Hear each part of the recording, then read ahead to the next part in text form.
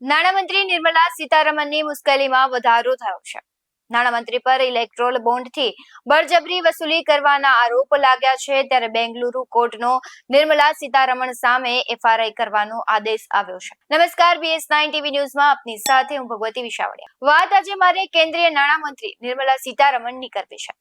સમગ્ર મામલો વિગતવાર જણાવું તો બેંગલુરુની એક વિશેષ કોર્ટે 27 સપ્ટેમ્બરે નાણામંત્રી નિર્મલા સીતારમણ વિરુદ્ધ એફઆરઆઈ નોંધવાનો આદેશ આપ્યો છે. નાણામંત્રી પર ઇલેક્ટ્રોલ બોન્ડ દ્વારા બળજબરીથી વસૂલી કરવાનો આરોપ લાગ્યો છે અને તેના વિરુદ્ધ એપ્રિલ 2024માં ફરિયાદ કરવામાં આવી હતી. ફરિયાદમાં કહેવામાં આવ્યું છે કે એપ્રિલ 2019 થી ઓગસ્ટ 2022 સુધીમાં ઉદ્યોગપતિ અનિલ અગ્રવાલની પેઢી પાસેથી અંદાજે 230 કરોડ રૂપિયા અને અરબિંદો ફાર્મસીમાંથી 49 કરોડ રૂપિયા ચૂંટણી બોન્ડ દ્વારા વસૂલ કરવામાં આવ્યા છે.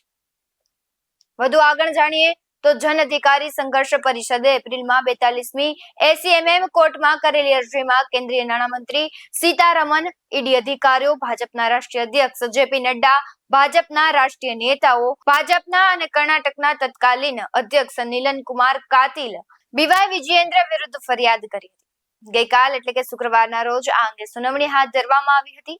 ત્યારે વધુમાં જણાવું તો સુપ્રીમ કોર્ટે તે અંગે શું પ્રતિભાવ આપ્યો છે તેની વાત કરીએ હવે. 15 ફેબ્રુઆરી 2024ના રોજ સુપ્રીમ કોર્ટે રાજકીય ભંડોળ માટે તાત્કાલિક અસરથી ઇલેક્ટ્રોલ બોન્ડ યોજના પર પ્રતિબંધ મૂક્યો હતો. સુપ્રીમ કોર્ટે કહ્યું કે આ યોજના ગેરબંધારણીય છે. બોન્ડની ગુપ્તતા જાળવવી ગેરબંધારણીય છે. ત્યારે આ યોજના માહિતીના અધિકારનું ઉલ્લંઘન કરે છે.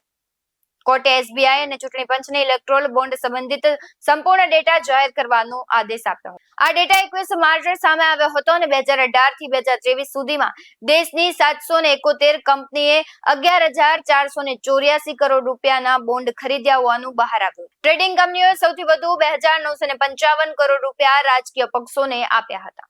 ડેટા જાહેર થયા પછી જુલાઈ 2024માં પણ કોર્પોરેટ અને રાજકીય પક્ષો વચ્ચેના વ્યવહારોની SIT દ્વારા તપાસ કરાવવા માટે સુપ્રીમ કોર્ટમાં અરજી કરવામાં આવી. નાણામંત્રીએ એક મહત્વનું નિવેદન પણ આપ્યું હતું ને તેના વિશે જો વાત કરું તો લોકસભા ચૂંટણી પહેલા નાણામંત્રીએ બોન્ડ સ્કીમ પાછી લાવવાના સંકેત આપ્યા હતા. ત્યારે નિર્મલા સીતારમણે હિન્દુસ્તાન ટાઈમ્સને આપેલા ઇન્ટરવ્યુમાં કહ્યું હતું કે જો અમે સત્તામાં આવીશું તો અમે ઇલેક્ટ્રોલ બોન્ડ સ્કીમ પાછી લાવીશું. આ માટે પહેલા મોટા પાયા પર સૂચનો લાવવામાં આવશે.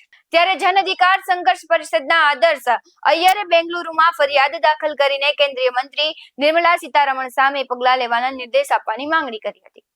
અરજી પર સુનાવણી કરતી વખતે કોર્ટે બેંગલુરુના તિલકનગર પોલીસ સ્ટેશનને FIR નોંધવાનો આદેશ આપ્યો હતો.